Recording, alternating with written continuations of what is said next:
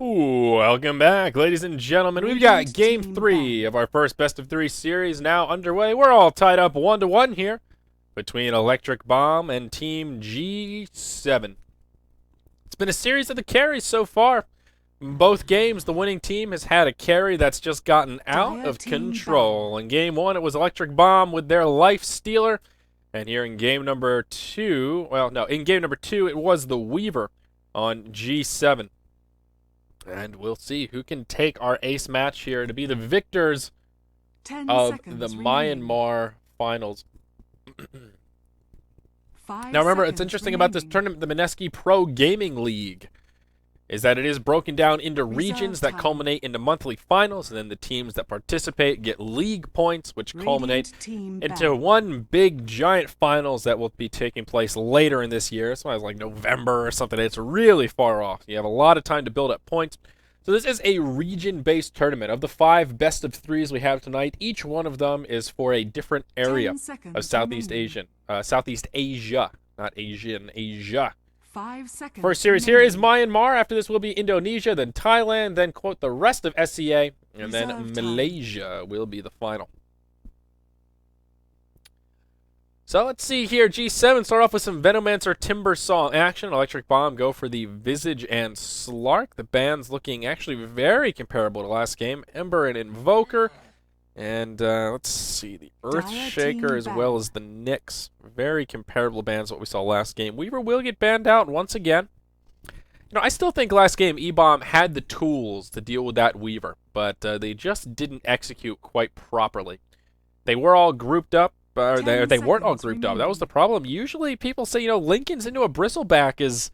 It's not ideal. It's just so easy to use that sticky goo to break the Lincolns, but unfortunately by the time they started shutting down that Weaver, it was just too little, too late. I think the Roshan is what really sealed the deal. If they had contested that Roche, maybe if Electric Bomb had been able to finish him off and get themselves the Aegis instead of giving it to the Weaver, that game would have gone much differently. But Weaver was already so far ahead. Then there was that team fight following Roche where they procced the Aegis, but still, Weaver came back full health, full mana, and he made it rain those Weaver bugs all over Electric Bomb. So last game, Venomancer did play a pretty driving role. All these heroes that have been picked so far, we've seen to some capacity throughout this series thus far. Visage and Slark, not a bad way to start off your draft. Doom banned out as well. Let's see here, Doom and Batrider. And the OD team pick. Weaver, interesting. So Electric Bomb will go ahead and grab themselves a Slardar. And we saw Slardar in game number 1, I believe, played by G7, if I'm not mistaken. And as I was talking about, I'm not the biggest fan of the casual Slardar pick. Slardar is a fine hero. He can fit into many a draft, but he really works well in the minus armor strategy when paired with something like a Dazzle, which these teams don't seem to be too interested in. Something like maybe a support alchemist with the acid spray, even a Shadow Fiend in mid for that presence of the Dark Lord, some sort of other minus armor aside from just his ultimate that makes him pack quite the punch.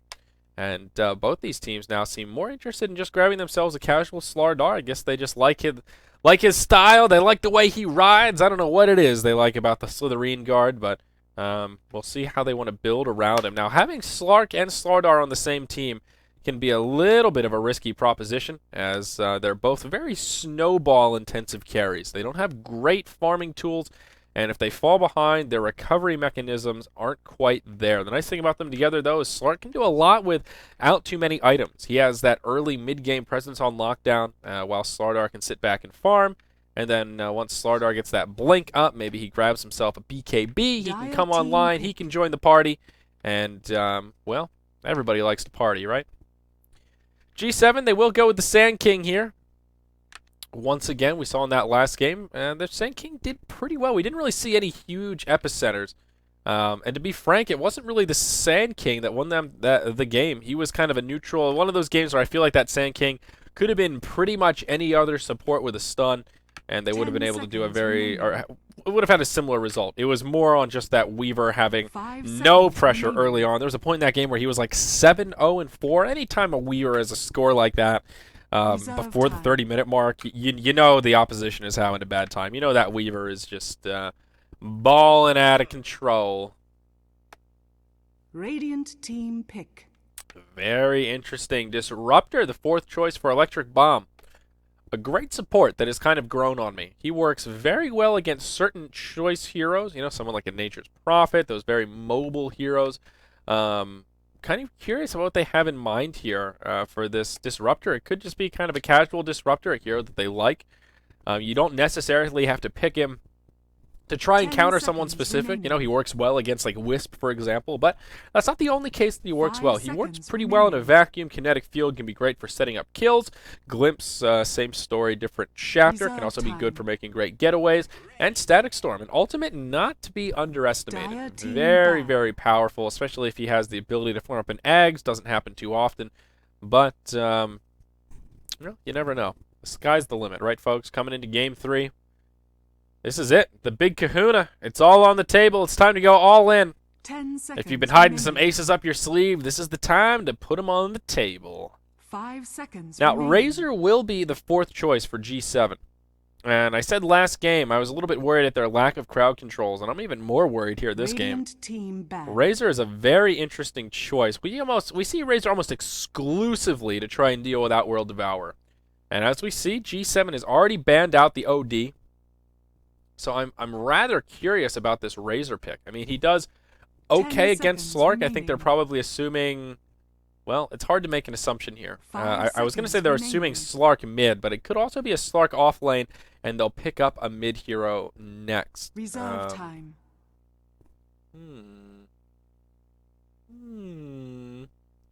Very interesting. G7 with a pretty similar draft to last game, though. There's an old saying, don't fix what's not broken. But I worry about Razor a little bit.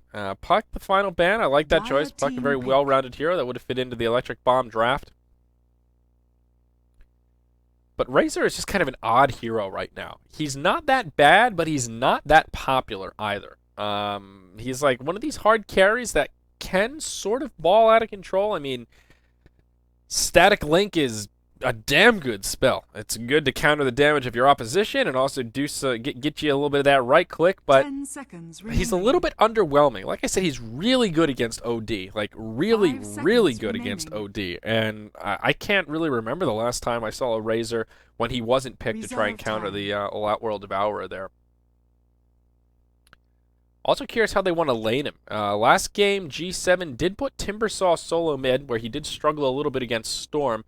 So I want to assume it's a position 1 Razor to go on that tri-lane they've got set up. They could either put Timber mid or grab an off-laner. They could grab the Clockwork once again. And whoa-ho-ho! Radiant team Electric pick. Bomb! They'll grab the Death Prophet, a little bit of the Crobulus for the final pick for Electric Bomb. Obviously, they're mid-hero. That means it will be an off-lane Slark and a big tri-lane with the Slardar. Now, DP does pair nicely with a Slardar. Anyone who has that amp damage on is going to take some dirty damage from the Exorcism Spirits.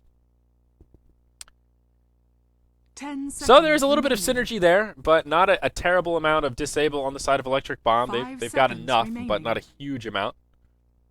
Slithering Crush, the slows from Visage, the Reserve stun from the time. familiars, Slark Pounce, and Kinetic Field, I guess, sort of counts as a disable. Not a hard disable, not a stun, but does achieve a kind of a similar effect.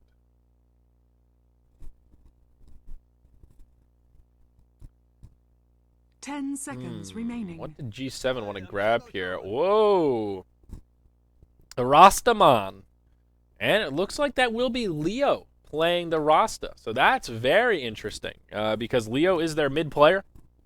He's played mid the last 2 games, if I'm not mistaken. So a solo mid Rasta. That's good. That gives us a lot to talk about here because this is going to be an interesting mid matchup. Kenji will be on the Timbersaw, which is a good sign he'll be in the off lane. And actually, there is a stand-in now. G7 did have to make a last-second roster change. And, yeah, their stand-in... Let's see, what's his name? Van K... for battle. Van K. Van Kai. Kai, all right? Kai? K? Kai? Kai? K-Kai. Keiko. All right, so let's see how they want to lane this. Very curious. Now, one of the things about Rasta mid, I feel like I'm being very negative this cast. I keep pointing out things that I don't like, and not instead of things that I do like. But we're gonna keep on that trend. Get a little cynicism rolling here. I'm pounding a red. What is this? What is this bullshit? A Red Bull Total Zero. Ugh. God, I hate the taste of aspartame. Does anybody actually like? Is anybody like? Aspartame is so delicious. I don't know if it's bad for me or not. I've read so much data on both sides of the fence. I'm really not sure, but it tastes like piss, man. Ugh. But what can I do? I need the caffeine. I got to rev up a little bit here. Finally, I feel like now we're coming into game 3. I'm finally waking up a bit, getting my bits about me. My wits. My wits, not my bits. Jesus, I already had my bits about me. Anyway, Rasta Pasta going mid. It's not that great. It's a little bit underwhelming. Part of the problem is your wards become essential. Now, Rasta's one of these heroes when you're mid. Yeah, you hit level 6 early on, and that's great. You get those wards online, and you can start doing quick work with those towers. But he doesn't really do much more past that. Once he gets to... It's sort of like a Shadow Demon mid. Yeah, it's like, okay, but then what do you do with that farm? What do you do with that experience? And the answer for Shadow Shaman is you knock down some towers. The problem is, where things get tricky, is you have to make sure every ward cooldown counts. You have to throw down those Mass Serpent wards in such a way that you either pick up a kill, you pick up a tower, you do something. You simply can't just throw them down willy-nilly, and you can't just keep farming while your wards are off cooldown. You have to be very cautious about utilizing that cooldown. If you're good at it, you can either pick up a kill, pick up a tower, or maybe even both with your wards, and that's how you pick up the momentum, and you kind of carry your team in a snowball fashion. But if you don't do that, then you very quickly fall off. Rasta peaks very early on, and if you don't do crippling damage by like the 25-minute mark or so, something like that, it's rough going. It's tough. It's tough after that because he's just so squishy. He's so easy to shut down. And we'll probably see that displayed for us as this game goes on. Let's introduce our rosters here, though. On our Radiant side, we've got Team G7. Leo playing on the Timber Saw. Interestingly enough, he was on the Rasta. He swapped with Kenji, and now Kenji will be mid, playing on the Shadow Shaman, Rasta Pasta. Up top, it will be J.E.T. going to be on the Razor. And, we'll hold that introduction as we see some initiation. Static Link racking up the damage, but J.E.T. taking some damage in return. He's not out of the clear quite yet. He'll move into the trees. And he will use 2 of those tangos to cut through. Whew, playing with fire here. Anyhow, J.E.T. on the Razor. We've got Calais on the Sand King here. And their new stand-in on the Venomancer, Van Kai. Van Dam. On the Dire side, we've got Team EBomb, the electric bombs here. They've got a tri-lane up top as well. Monster, sponsored by Monster Energy. No, I'm just kidding, but his name is Monster. How funny would that be? Sand King? Is this our first blood? Oh, he's just too fast. 300 versus 285. Look at he burrow strikes for good measure. I think he was safe, but I like the enthusiasm. I like it. Anyhow, Monster here playing on the position 1 Slardar. He'll be supported by Kim Tan on the support disruptor up top. And also joined by Prince. I didn't know Prince played Dota. Oh, man. Playing on the Visage. Now in the mid lane, it will be Emerald on the solo mid Death Prophet. And Angel in the solo off lane Slark position.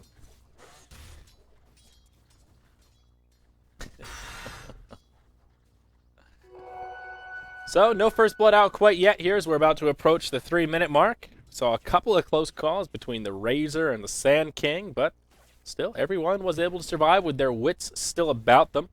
Up top, no one really farming that well. Slardar 6-0, Razor 7-1. I mean, both of them very underwhelming farm here for the 3-minute mark. So this tri-lane is kind of a theory of mutual destruction where both sides are obliterating the other and not really getting much for themselves. This mid lane seems to be going pretty well for both sides. Death Prophet is 13-0 against the 16-7 Shadow Shaman.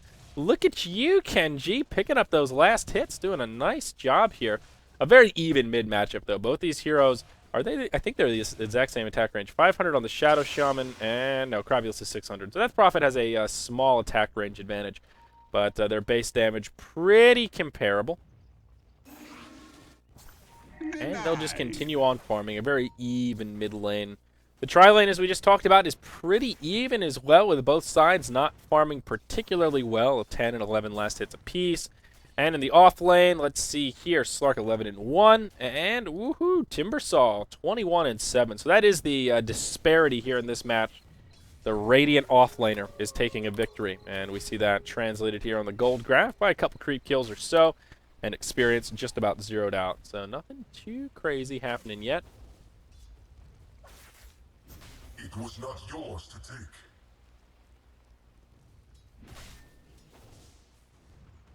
Boo do do do do do do. Which tri-lane here? So even a pretty even tri-lane, both with 1 melee apiece. I want to say, well, yeah, EBomb have it a little bit easier because they've got their melee carry here. So, like, you know, Sand King's not going to harass much. But we'll hold that thought as Burrow Strike, Gale, Disruptor throws out the kinetic field. Now Slardar comes in. Oh, Sand King gets dropped like a sack of bricks into the river as Visage finishes him off. But Visage may be in some trouble as well. Will take the plasma field. Will turn and throw a nuke as well. But wow, that's Slardar. Look at all the damage on Razor. I think he could have been a little more aggressive there. I don't know why Razor turned around. He's fast, too. 285 on the Visage. And he's cruising at 345. I think he could have picked up another kill if he wanted to be a bit more bold, but I understand why Razor was a little bit hesitant. Dire's middle tower So, is under EBomb, attack. they will find the advantage. Meanwhile, in the mid, Shadow Shaman wards come down. He's already used them to pressure the tower. Shackle creeps doing some work. Woo! Death Prophet, she's going to get picked off. And now this tower is going to take some heavy pressure. I don't know that he's going to be able to finish it off with this push. But well done by Kenji here in the mid. I just got finished giving a lecture about how Shadow Shaman has to be very mindful with his wards. And he'll do just that. First set of wards come down. He secures a solo kill on the mid and then gets a solo tower kill in the mix. It doesn't get much better than that, folks. Shadow Shaman's at level 8. Death Prophet's level 6. And G7. Oh, baby, are they in good shape. This is when Rasta really shines as a mid-hero. I'm going to wake up from my nap because this is really titillating. This is exciting. This is the good stuff. This is like when an archaeologist finds one of those pots that's like 5,000 years old, but it's not broken. You're just like, oh, you can't even understand how cool this is. It doesn't happen that often that Rasta actually does what Rasta does well when he's solo mid.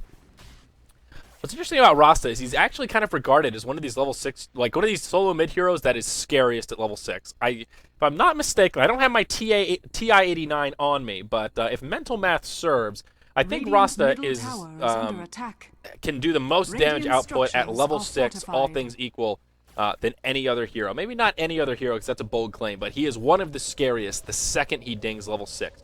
Because if he can put you in a ward trap, grab you with the shackles, maybe do an ether shock, he can do an absurd amount of damage. And he can make it rain, the proverbial rain, all up on you. Haste. So he kind of showed us right there. We caught the tail end of it, but that's part of the power of the Shadow Shaman. And if you can get that kill at level 6, you can start to ball out of control. Now he does a lot of damage with the ether shock. He's got some points in Hex.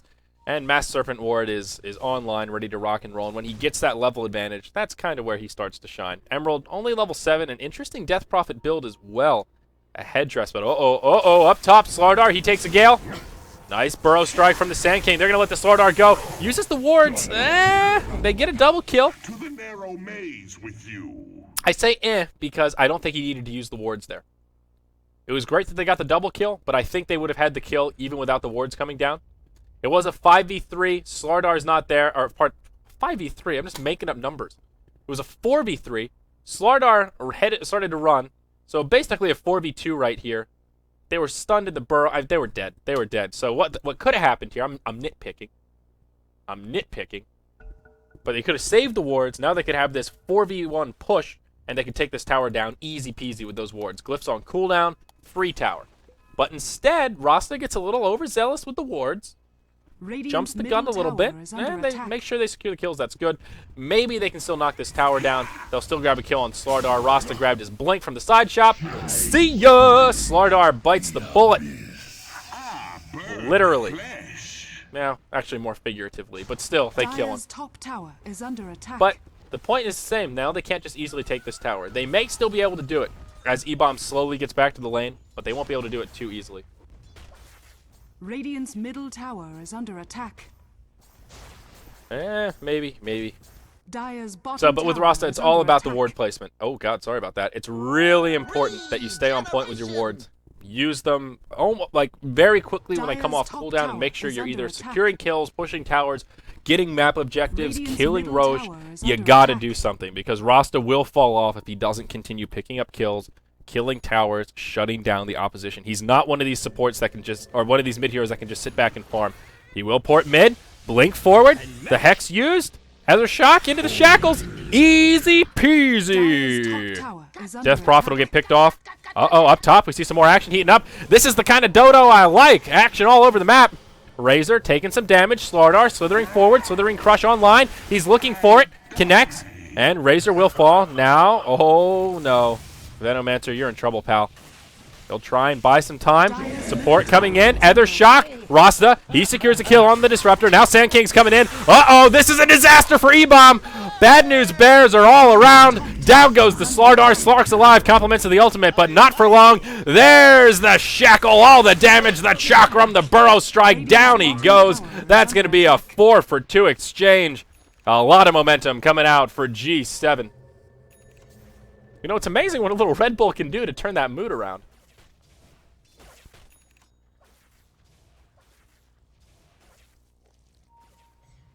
Whew. Radiant's middle tower is under attack. So they're in good Dire's shape here. top tower is Uh-oh. under attack. Emerald. Oh, he's got his ult up. This is an odd Death Prophet Dire's build. top G7 tower will has secure the top fallen. tier 1 tower. Did they burn the wards? No. Rasta's got wards available. Look at this. I like it. Double damage rune up. And Visage will grab it. Uh-oh. Rasta. Double damage. Nope. No initiation. Interesting build from Death Prophet, though. Obviously working towards a mech first, which isn't bad. It's sort of similar to, you know, a Razor going solo mid, going mech first, OD going mech first. Death Prophet does suffer from a similar plight to those heroes. Yeah, she's easy to gank, right? She's got no escape vehicle. She's not the tankiest of heroes without items. So I like the idea, in theory, to go mech, but on Death Prophet, it's almost a little bit too passive. She's sort of like the Rasta in the sense that she needs to do stuff. She needs to knock towers down. She needs to use that ultimate. She needs to be scary. Crobulus is a very snowball-intensive hero. She needs that momentum, and right now she doesn't have it. She's level 8 against the level 10 Rasta, and I mean, to her credit, it's hard once you get picked off by solo Rasta. Now she's just behind. And part of her problem is she doesn't play well from behind. She's not a good recovery hero. She's not a good, oh, that's okay, I died by myself, we'll just knock down some towers. That strategy doesn't work if she's not strong enough to survive with her ult on. She's all about getting that momentum, staying a level up on the opposition, and this is going to be a rough game for her. Leo in the mid lane, he'll take a silence, looking for the Timber Chain. He'll find it at short range, but he'll find it nonetheless. Whoa, Visage with the nuke, Slark. He's looking to reinitiate, Burrow Strike on the mark. Available, so he'll be just fine. Sand King using the Sandstorm. Radiant's Glyph comes structures are out. fortified. And they can at the very least secure deny here. I think Death Prophet will burn the ultimate for a tower that would have fallen anyway. Radiant's middle Yeah, not the tower best use has of that been ult. denied. And whoa. Nice use of the blink there from Mr. Shadow Shaman. He did put his wards down bottom, and they did secure that tower Dire's kill. bottom Yes, they did. tower is under attack. And they denied the tier 1 Radiant's mid. top tower is under attack. So G7, they're just in great shape all over the place. They really are. They're just picking up this momentum, baby. I like it. Got a 7,500 gold lead already at the 12-minute mark. 4,000 experience to boot. Speaking of boots, Timbersaw on the brown boots, but he's got himself some Bloodstone action. So he's in pretty good shape. Mech is now up on the Razor. And Crobulus, she's got her mech as well. Just enough to grab that recipe as we speak. And, wow, that's the first core item coming out for the Dire side. That's it. Oh, my bad. Sorry, guys. I missed a kill on Slardar. I'm sorry. Yasha coming out for the Razor. Yeah, this is going to be rough. So let's think for a moment. Let's put on our thinking hats. Take that tin foil, mesh it into a hat. What can EBomb do here? How can Electric Bomb start turning this game around? I think the problem is right now with their draft, they just have too many heroes that aren't good at playing from behind, right? Let's look at their draft. Slark, momentum base. What does he have? An Orb of Venom. power treads. That's it. Uh-oh, Leo. He will Timber Chain forward. There is support nearby, but can he survive long enough? Needs to clear these trees. Timber Chain back. And Leo will fall, but he does a lot of damage before going out. Veno comes in, throws the Gale. Does connect with the Slark. He'll cleanse, but it doesn't matter. Or does it? Crobulus with a nice mech. Oh, God, this Razor plus 225 damage. Just start attacking. Hey, attack the ground, buddy. There you go. Slardar, see you later. Wards come down. Not the best ward placement. It's okay. It zones out the Dire side. Sand King comes forward. And he has the epicenter on. They make it a 2-for-2. Timber, did he buy back? Nope. He certainly didn't. Those Bloodstone charges doing some serious work.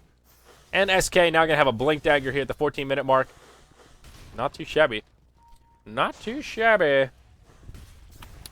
Doing very well for themselves. See, again, Rasta getting a little too trigger happy with the wards. He burned them right here. Did they really help secure those kills? Yeah, I don't know. But they definitely would have made for an easy tower push here. They will get an easy kill on Visage. Slardar. Ooh. Well, they grab a kill on Veno and Timbersaw. Well, he'll Timber Chain out of the kinetic field. Glimpse back. Chakram, Whirling Death. Doing everything he can. He will commit suicide, though. Nicely done. Sand King won't be quite so lucky. But you see what I mean about this Rasta? You have to be so careful about your wards. You don't want to throw him down that willy-nilly. This would have been a lot different. I think that first fight would have gone pretty similarly had he not put the wards down, if he had just hopped forward, used that shackle, and secured those kills. Then if they could have put the wards down here, this fight would have gone differently, and that tower probably would have fallen. Not the biggest of deals. G7 are still in great shape, so they can afford this a little bit of sloppiness here, but you don't want to get too sloppy. EBomb are not out of it quite yet. Dire's top tower is under attack. Another team fight could break out. Uh-oh. Amplified damage up on the Venomancer. Slardar poking forward. He will take some damage from that Timbersaw. Kinetic field. Static Storm comes down. The mech gets popped. And the Razor, or pardon me, Visage and Viper will be the... What am I saying? Visage and Venomancer are the first to fall. Slardar gets picked as well. Slark in some trouble. This Razor... Woo, he hits hard. It's a 1-for-4. Is it going to be a 1-for-5? Slark, he pounces into the trees, but he doesn't have mana. Switch your boots, man! Switch the boots! No! Oh, sacre bleu! You could have poured it out! Oh, buddy. You got to bind those to a hotkey, man. Boot micro. Boot scooting. Oh, Slark, my friend. Dare I say it? Whew.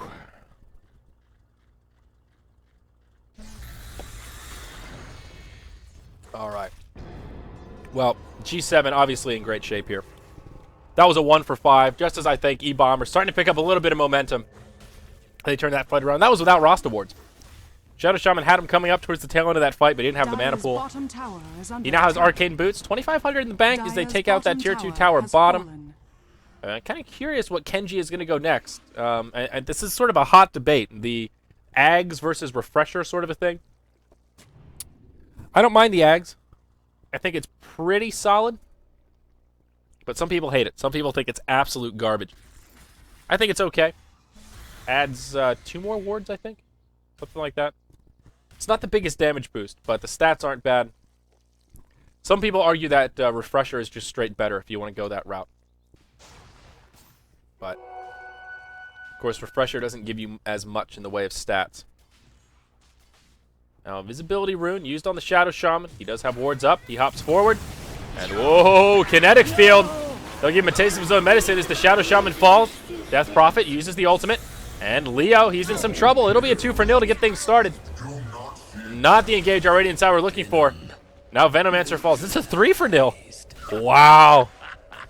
As I said, EBomb, they're not out of it yet. They're down by a big number, but they've still got the ability to take fights. They still have a lot of burst.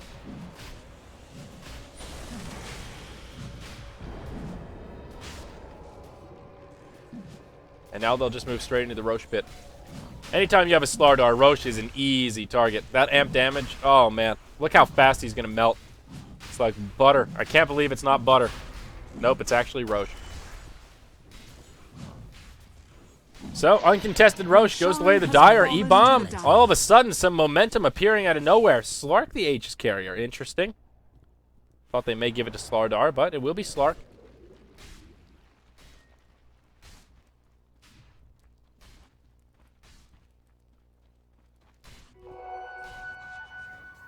One of the things I love about the delay server is getting to watch the instant replay. Got to see the Slark kill. Oh boy. So net worth, still looking good for our Radiant side. Look at the KDA chart. They're still in great shape. Even though, oops, whoa, what is this? Didn't mean to hit that button. I never hit that button before. So Gold Graph stagnating a little bit, still a very sizable lead. A decent experience lead. Like I said, another failed team fight, another failed engage like that. And EBomb, they will be able to make it happen. And the beginning of that failed fight was just a beautiful ult from the Disruptor. So as soon as Rasta hopped in, he got off a Hex and then was just boom, boom, pow, dead.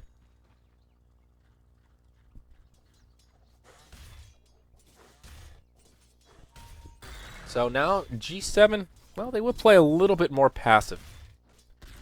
Need to be careful. Perhaps they can farm up some core items here. Razor. Casual Yasha.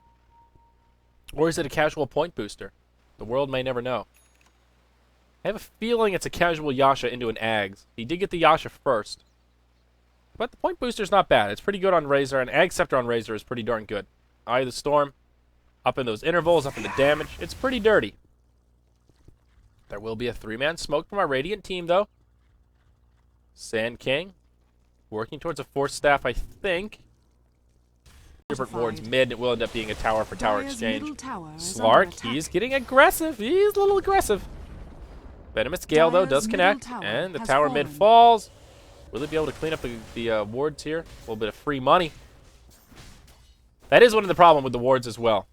When they get picked off like this, they are just free money. But they're not going to finish it. Wow.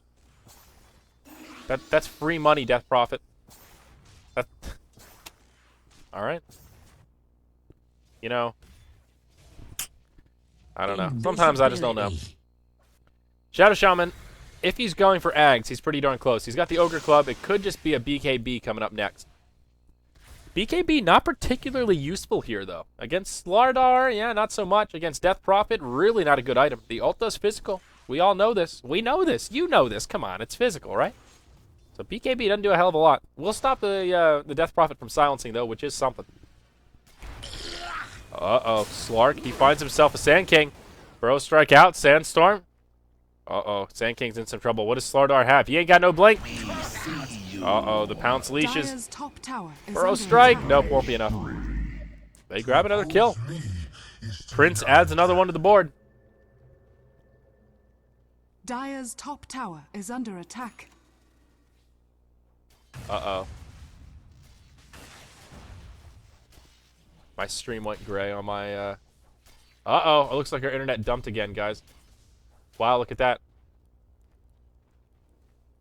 Well, my apologies, folks. It is raining hard here in Los Angeles. Apparently, Verizon doesn't know what to do when it's raining. Looks like we got some water in the pipes, some water in the tubes. I don't know why rain makes internet shite, but... And how much I can do. I see the drops in the reset here. I'm with you, but... Yeah, sorry about that. Let's see, can I get the stream back up on my end? Nope, still offline. Well, it'd be silly for me to say it's going to be coming back, because by the time you hear this, it will be back. But I'll just keep on keeping on. Let me alert my producers here.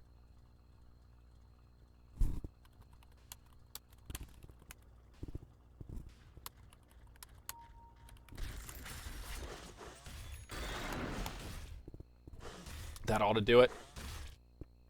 Turn it on! No!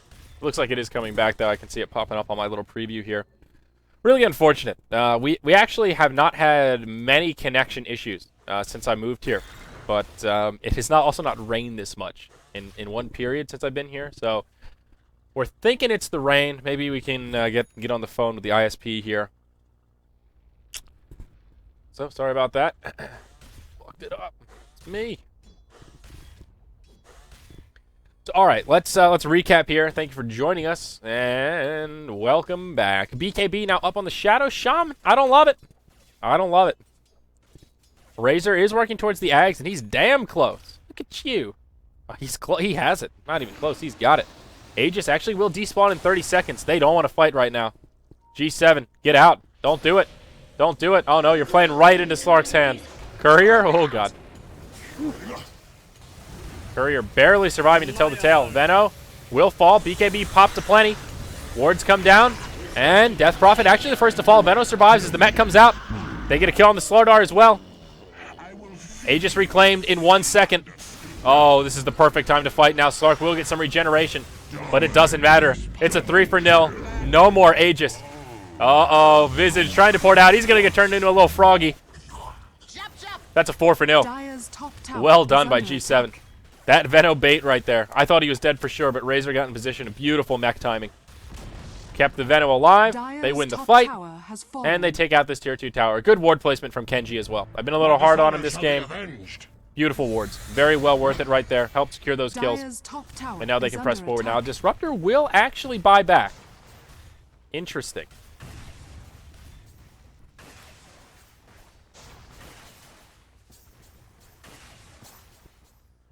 Blame it on the weather. Uh-oh. Uh-oh. Glimpse back. Sandstorm. Will it be enough? Burrow strike out. Gale. And it does connect. Wow. The great escape. Look at this guy right here. It's an elusive little Sand King. You know, who knew that Sand King had 6 eyes? What the? What on earth? He's got more eyes than I thought. He's got as many eyes as he does legs.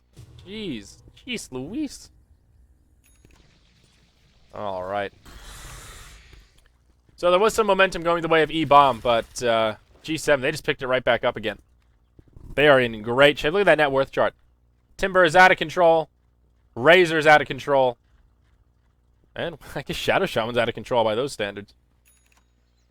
Still not loving the BKB choice here. I think Ags would have done a little bit more, but to each his own.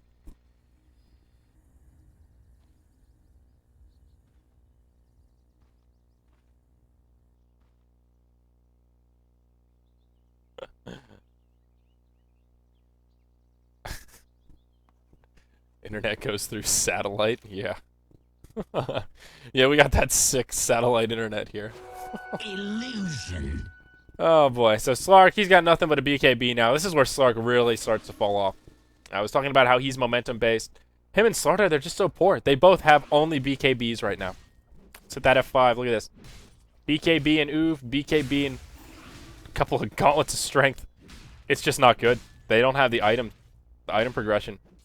Visage is like halfway to his Ags. I mean, if that, yeah, he's just about halfway there, a little more. Crobulus hasn't been able to pick much up either. But for Drums of Endurance after Mech, I just don't know about this Crobulus build across the board.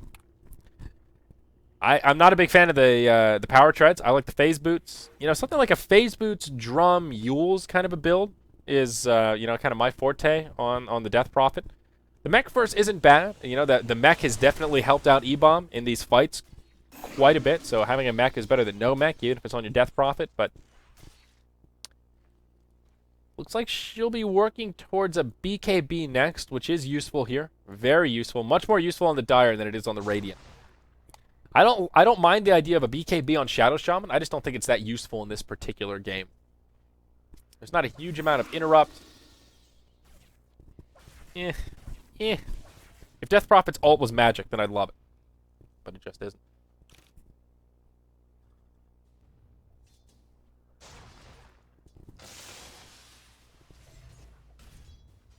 Well, now G7 looking for an opening here. Roche will be up in just about a minute's time. Yeah, maybe a little bit longer, minute 15 or so.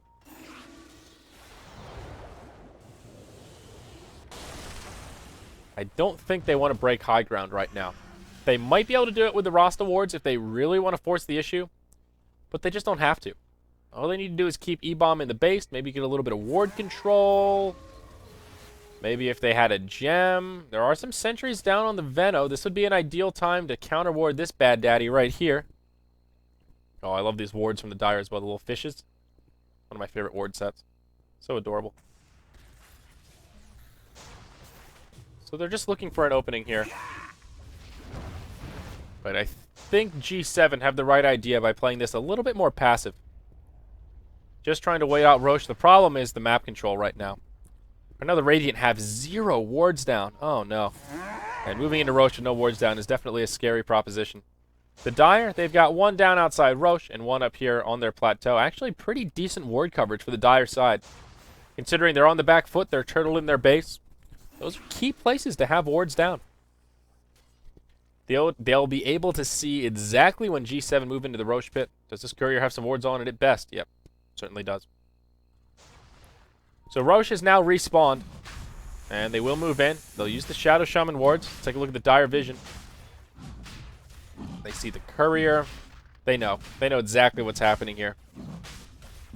And the wards make for a pretty easy Roche, doing a lot of damage. Can't do that crafty ward trick on Roche that you used to be able to, where you put it down and he gets stuck in the middle and doesn't know what to do. They fixed it. He has phase boots now. But wards are still very useful against Roche. They do a lot of damage, and they will grab the second Roche completely uncontested. And this time, Aegis does go to the Razor. He has his Ag Scepter up. Looks like he's going for a Refresher Orb as well. Does have a Perseverance now and Oblivion Staff. Oh, BOT's up on the Timber Saw. Gold Graph, semi-stagnant. But, see, unfortunately for G7 right now, they have map control, sort of, but they're not doing much with it. When you have your opposition totaled up in the base, that's your time to farm their jungle, farm the lanes, and recognize that you can just out-farm them. That's really all it is. You can just squeeze them. Not much that they can do about it. But G7, they had EBomb turtled into the base. They didn't really do much with it. I mean, yeah, they got Roche, which is good, but they didn't farm the jungle, didn't farm the lanes. That's why the gold graph is, well, it's jumping up now because of Roche. But before that, it was kind of flatlined a little bit. Now, there will be a Necro book out on the Timber Saw. Death Prophet with her BKB. And Veno actually pretty close to the Ag Scepter. Just about 700 off. Needs that Blade of Alacrity. Well, getting more and more passive here.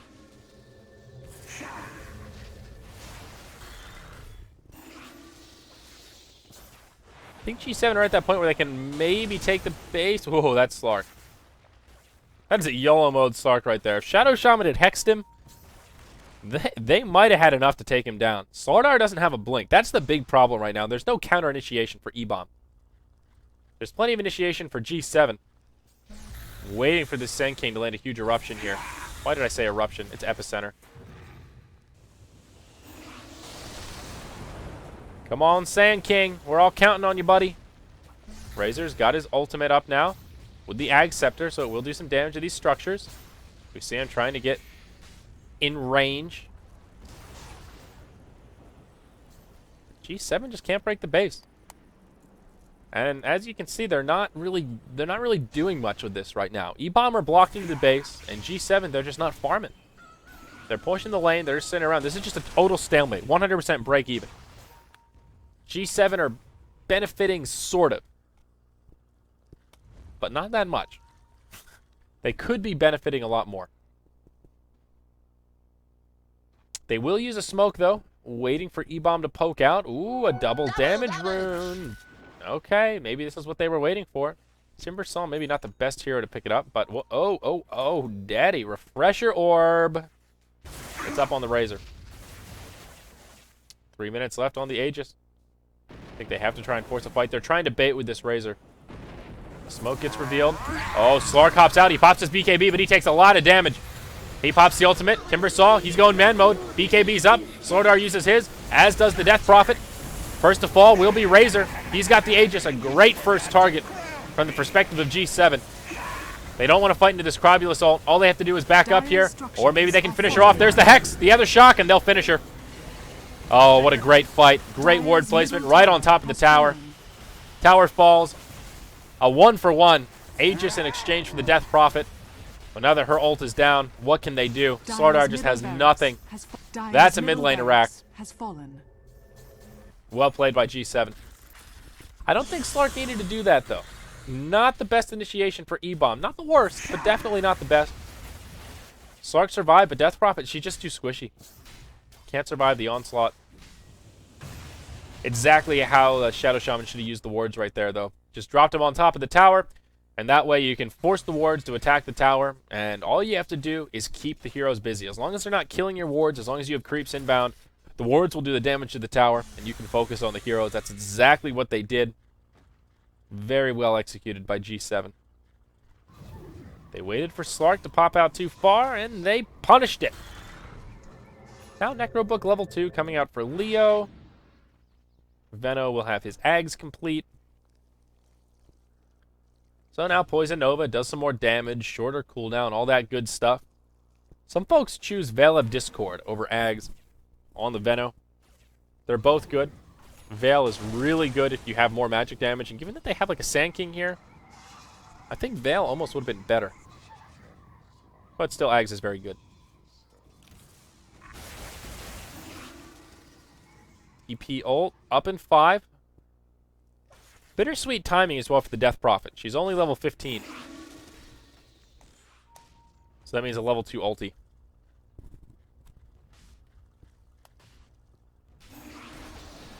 Oh, Slark, he'll do it again. He pounces out, doesn't connect with the leash, will be forced to BKB a bit prematurely. Uses the ult as well. There's the Death Prophet ult. Uh-oh, Venomancer, he's going to be silenced. He won't be able to get the ult off before he goes down. He is the first to fall in this fight, and now the true engage starts. Razor joins the fray. Slark gets picked off. BKB's on, and Slardar, he'll get sheeped. Yep, he's going to die. Sand King, he'll also get picked off. Slardar buys back. And, oh, Visage. He picks up the kill onto the Timber Saw. But in comes the Shadow Shaman. They'll pick him off as well. Now, EBomb will use 2 buybacks. Interesting. Not sure the Visage needed to buy back there either. But the creeps in mid were pushing in, doing some damage to these buildings, these unnamed buildings. Feels like just a matter of time. 25,000 gold, 15,000 experience. G7. They should be able to seal the deal, though. That fight. This Slark, I don't know why he keeps initiating like that. Maybe he's just trying to hop out and connect with Pounce and leash somebody so that they can just kill him, but it's not working. It's just not working, especially since he hasn't been connecting with the leashes. Just save the Pounce. Like, he's forced to blow his BKB right away. If he wants a chance at surviving this, as soon as the BKB's off, he's just dead. He has to BKB and ult just about right away. No idea. That fight would have been much different if Venno had gotten his ult off as well. That's a lot of damage. There's also level 2. Yeah, it would have been huge. Huge. Visage. Jesus. Feeling magic. He gets picked off. I didn't even see him there.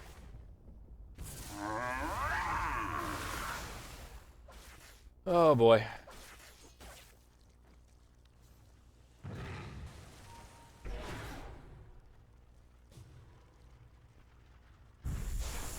So, there are the Mass Serpent wards. Pounce forward from Slark. Razor just going on the high ground. Slark gets dropped so quick. He will use his BKB, forced to use the ult again. Razor is just so tanky right now, though. He's in the front lines. Death Prophet pops her ultimate, but they've already lost their tier 3 tower. The Razor ulti just does so much damage to these structures. Venno in some trouble. He will fall, but he gets the ultimate off before he goes down, and it's a 1 for 4. 1 for 5 make it. And that should be the GG. Yeah, there it is. EBomb will tap out. GG. Fun series. Well played all. But Team G7, they will take it. Radiant victory. EBomb took game 1, but G7 take it back for a 2-0 sweep in the final 2 games. And G7 will be the Myanmar champion for the Mineski Pro Gaming League. Oh, I am Zyori solo casting for now. Thank you for joining us, guys. This was but the first of 5 best of 3 series coming up tonight. Plenty more Dota coming your way. Thank you for joining us here on Beyond the Summit. And we will have a short break. The next series is scheduled to start in actually just about 10 minutes. I'm actually converting time. So yes, just about 10 minutes. So a short break. And coming up next, we will have... Where's my schedule? Indonesia Joe.net versus Veyron International. So sit tight, guys. More Dota coming your way.